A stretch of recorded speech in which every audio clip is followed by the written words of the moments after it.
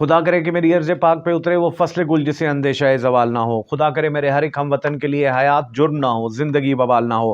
خواتین و حضرات, پاکستان اپنے بڑے تاریخی دور میں اس وقت گزر رہا ہے. ایک طرف سپریم کورٹ کا بحران ہے, دوسری طرف پی ڈی ایم کی مسلط کردہ حکومت ہے, اور جو دن گزرتے جا رہے ہیں آئین کی خلاف ورزی ہوتی جا رہی ہے. تو جو ہے وہ پی ڈی ایم کی دم پہ پاؤں آتا جا رہا ہے. اب سے کچھ دیر پہلے مولانا فضل الرحمان جو سو کالڈ ملا ہے, اس نے ایک اعلان کیا کہ عمران خان کے ساتھ کسی قسم کے کوئی مذاکرات نہیں ہوں گے. گویا کہ ان کو کوئی خبر مل رہی ہے کہ عمران خان کی فتح قریب ہے اور اب ان کے بلبلانے کے دن جو ہیں وہ آئے ہوئے ہیں.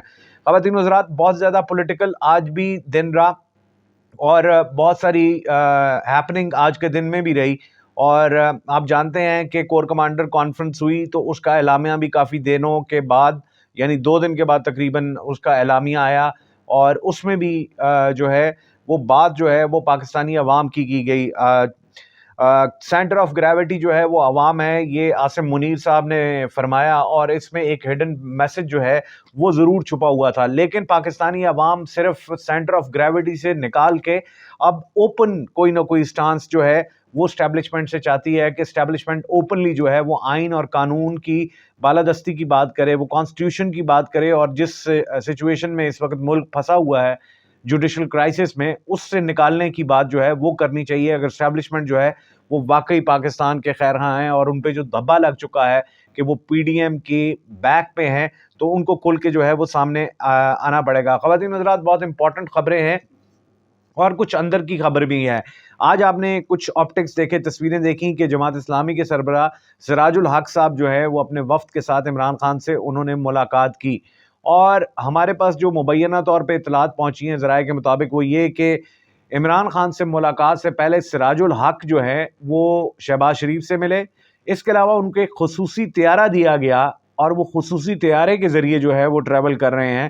اب یہ خصوصی طیارہ کیا دیا ہے اور ان کا سراج الحق کا مشن اصل میں کیا ہے, تو کہنے والے یہ کہہ رہے ہیں کہ انہوں نے, سراج الحق صاحب نے عمران خان صاحب کو یہ کہا ہے کہ ہم مذاکرات کرتے ہیں اور ایک ہی دن الیکشن جو ہے وہ ہم کرواتے ہیں اور معاملات کو جو ہے وہ طریقے کے ساتھ آگے لے کے چلتے ہیں. اب عمران خان نے اس پہ کیا رد عمل دیا یا اس پہ انہوں نے مشاورت کا ٹائم لیا, یہ کل پرسوں تک یہ بات کھل کے سامنے آ جائے گی. لیکن مبینہ طور پر ہمارے ذرائع کے مطابق جو ہے وہ اکتوبر کی ڈیٹ دی جا رہی ہے اب, کہ اکتوبر میں ہم جنرل الیکشن کروا دیتے ہیں, تب تک آپ معاملات جو ہیں وہ آرام سکون سے چلنے دیں.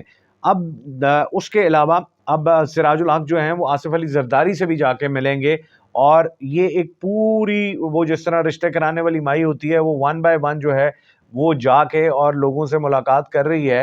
سراج الحق صاحب یہ کام اس وقت کر رہے ہیں. پاکستان کو کہ اس وقت ایک بڑی کرٹیکل سٹیج میں ہے, اور اس معاملات کو جو ہے عقل سے, فہم سے, دانش سے, وزڈم سے اگر حل کیا جائے تو وہ بہت اچھی بات ہے, کیونکہ پاکستان اس وقت کسی بھی انارکی کا متحمل نہیں ہو سکتا.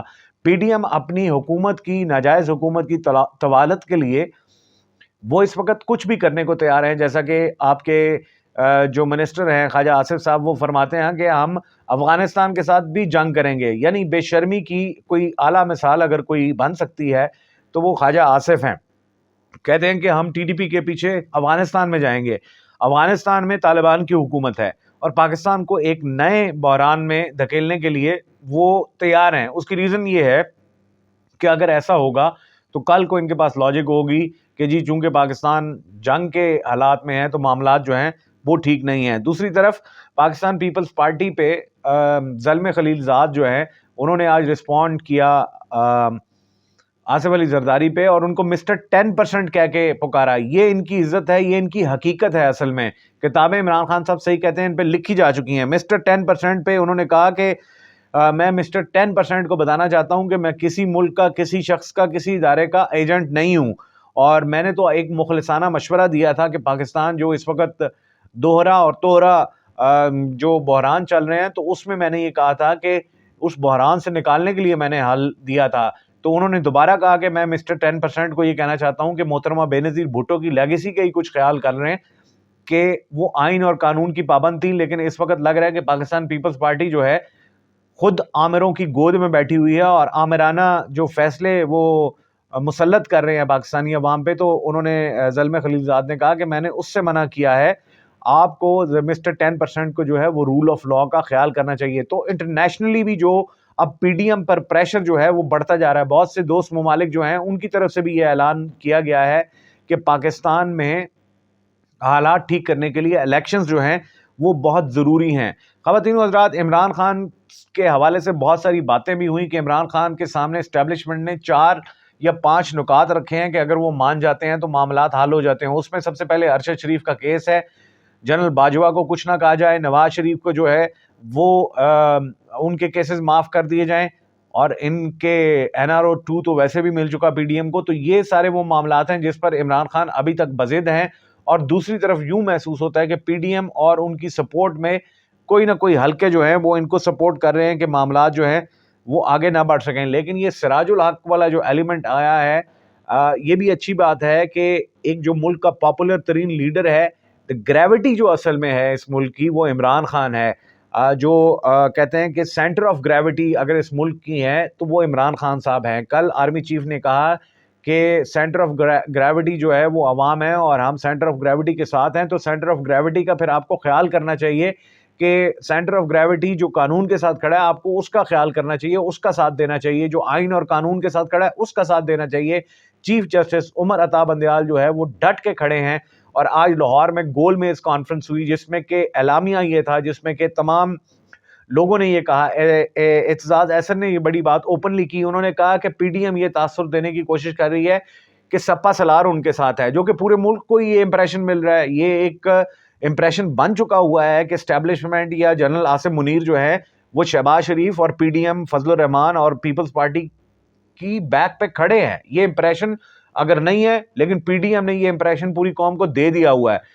تو اعتزاز احسن یہ کہتے ہیں کہ اگر پی ڈی ایم نے یہ امپریشن دیا ہے کہ سپا سالار ان کے ساتھ ہے، اور اگر وہ ساتھ ہیں بھی تو بھی وہ سپریم کورٹ کو نہیں ہرا سکتے.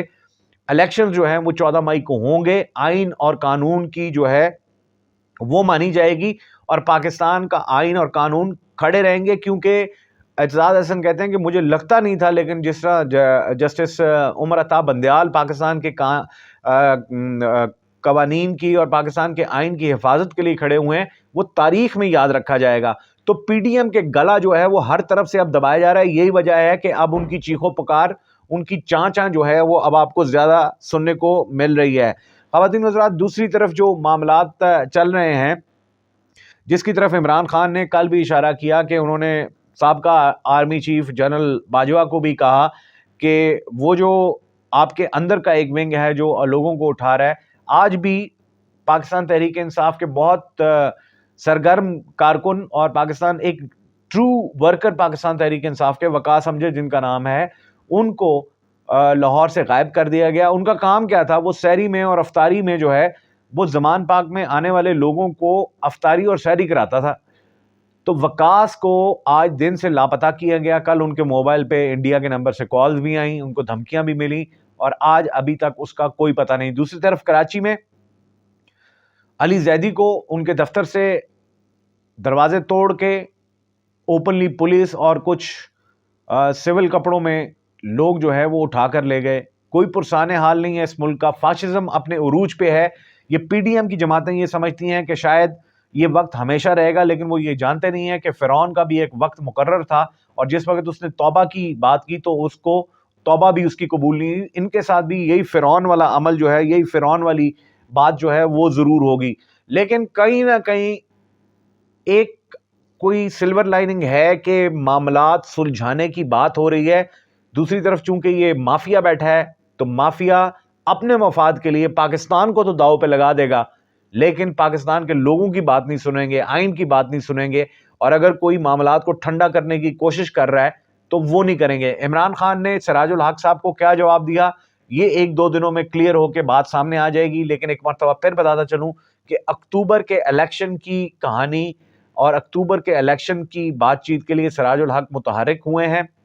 ایک خبر یہ بھی ہے کہ کوئی 27ویں رمضان کو کوئی ایک آل پارٹیز افطار کا بھی بندوبست ہے، اور اس میں بھی عمران خان صاحب کو لانے کی کوئی بات کی جا رہی ہے. اب اس میں کتنی صداقت ہے اور پاکستان تحریک انصاف کا کیا سٹینس ہوتا ہے یہ آنے والے دن بتائیں گے. لیکن پاکستان تحریک انصاف اس وقت سالڈ گراؤنڈ پہ کھڑی ہے، آئین کے ساتھ کھڑی ہے، قانون بھی جو ہے وہ ڈٹ کے کھڑا ہے سامنے. اور پاکستانی عوام بھی عمران خان کے ساتھ کھڑی ہے. دوسری طرف پی ڈی ایم اور اس کی سپورٹ میں کچھ لوگ کھڑے ہیں. تو جیت انشاءاللہ پاکستان کی ہوگی, آئین پاکستان کی ہونی چاہیے. اور اگر کوئی اس کو توڑنے کی کوشش کرے گا تو گویا وہ پاکستان کو ڈی سٹیبلائز, گویا وہ پاکستان کو امن سے دور لے کر جانے کی کوشش کرے گا. خواتین و حضرات, یہ تھا ہمارا آج کا ویلاگ. ہم دعا کرتے ہیں کہ اللہ تعالیٰ پاکستان کو یوں ہی قائم و دائم رکھے اور پاکستان میں آنے والے دن اچھی خبروں والے دن ہوں. اجازت دیجیے گا. اللہ حافظ.